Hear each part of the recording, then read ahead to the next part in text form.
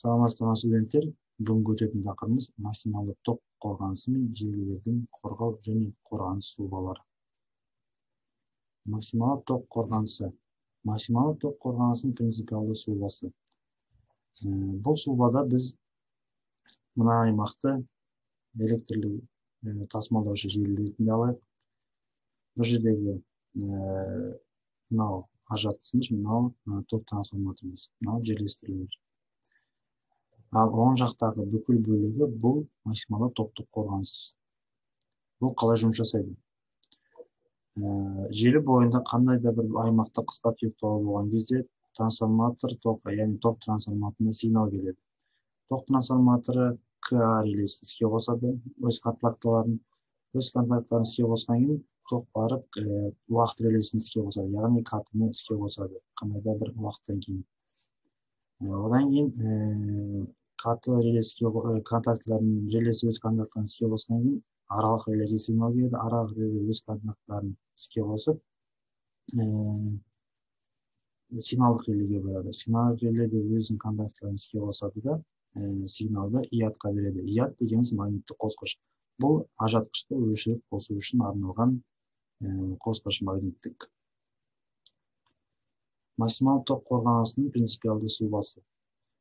Тура жаңағы максималды токтық қорғаныстың сұлбасын, бірақ бір аймақ емес, солай үш аймақты көрсеткен бізге.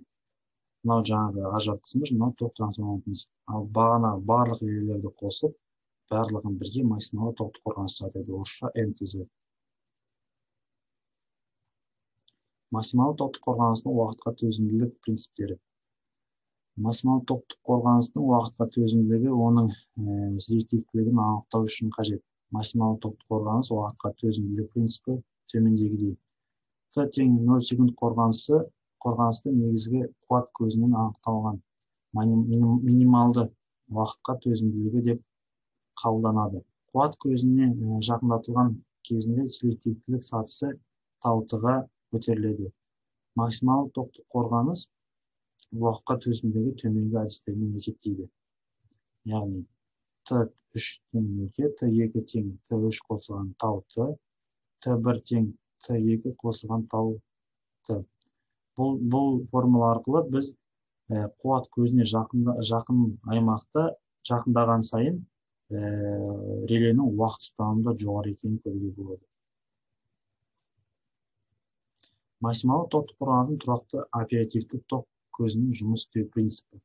Айнымалы токтың сұлбасы мына жердегі, ал Б-дағы тұрақты ток көзінің сұлбасы.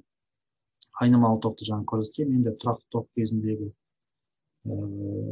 сұлбасынан көз жүгіртейік. Мынау бағанағы біздің ток трансформаторымыздан келген токтар үш контакттар іске қосылады. Одан кейін уақыт релесіне сигнал келеді. Уақыт реле қандай да бір белгіленген уақыттан кейін өзінің контактын іске қосады. Уақыт релесі өз контактын іске қосқан кейін KH, KL екі релеге сигнал келеді.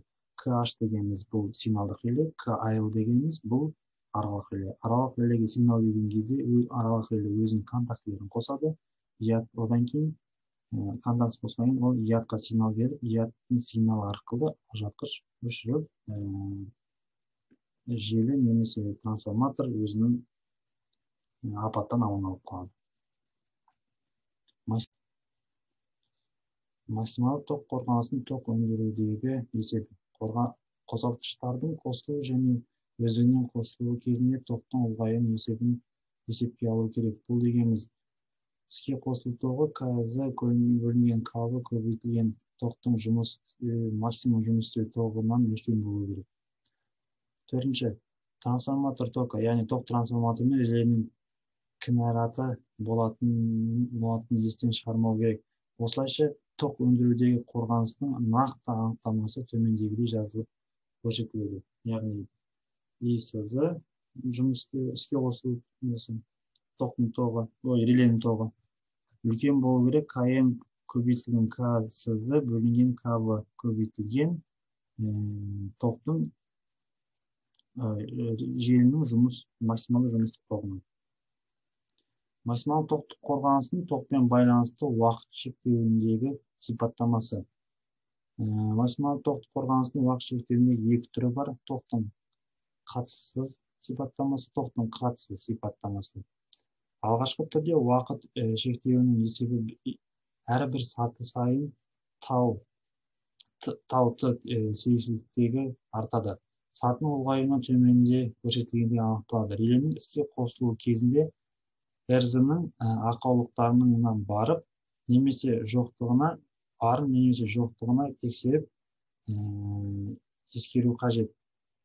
Ол 0,6 немесе 0,8 секунд аралыгында болот.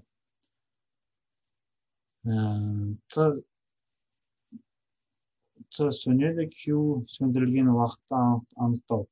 Эленин накты иске косулуу аралыгындагы убакыт кору, сонун катар кыш мезгилиндеги сөндүрүлүүдүн артуу.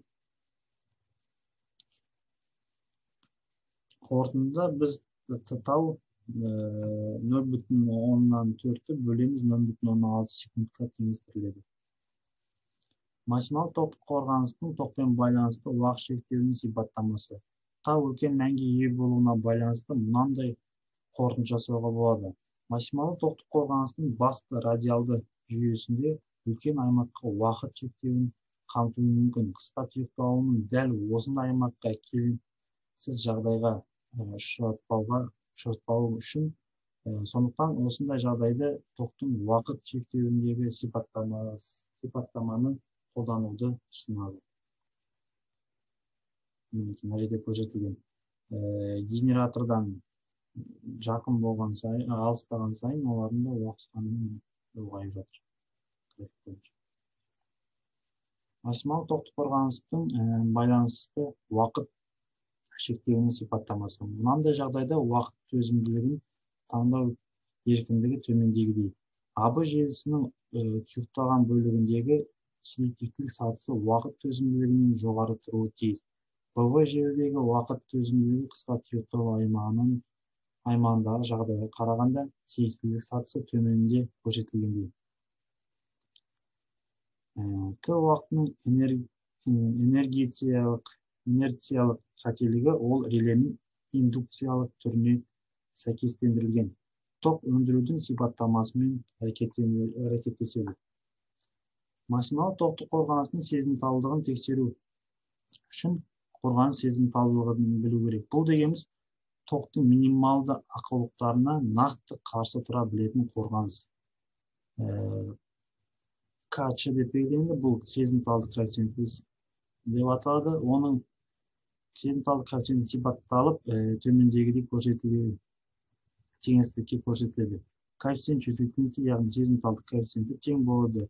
Кыска түйүкталуу тогунун минимумунан токтун иске косулуу реленин иске косулуу тогунан бөлүнүшүнө тең. Максималдык токтук корганыстын сезимталдыгын текшерүү. Максималдык токтук корганыстын сезимталдыгы коэффициенти жумуш режиминде 1,5 тең үлкен немесе тең болуу керек, ал резервдүү жумуш режиминде 1,2 үлкен немесе согон тең болуу керек. Максималдык токтук корганыстын кернөөлүк шектөөлөрүн жоюу. Максималдык токтук корганыстын сезимталдыгы өтө ауыр жүктөлгөн жүйөдө төмөн болуу мүмкүн. Бул жагдайда токтун корганыстык шебинин өзүнө өзү кайта косулууна акелип согуу мүмкүн. Максималдык токтук корганыстын функционалдуу аракетин көтөрүү үчүн кошумча кернөөлүк башкаруу менен толуктурулат. Кошумча кернөөлүктөрдү пайдалануу корганыс параметрин колдонбай токту жана токтун артык күчүн эсептөөдө, сондуктан мындай режимдерде кыска түйүкталуу режиминин артыкчылыгы тажрыйбелик түрдө кернөө өзгөрүшсүз калат.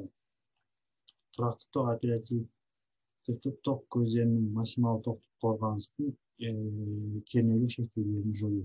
Биринчи сұлбада айналмалуу ток тизбегинин сұлбасы көрсөтүлгөн, экинчи турактуу оперативдүү ток тизбегинин сұлбасы көрсөтүлгөн, үчүнчү айнымалуу кернөө тизбегинин сұлбасы көрсөтүлгөн. Мына максималдык токтун кернөөлүк шектөөдү жоюудун эсептөө параметри. Турактуу жумуш істөө корганысы, токтун реленин жумуш істөө, кернөөнүн жумуш істөө корганысы. Үч формула. Корутунду.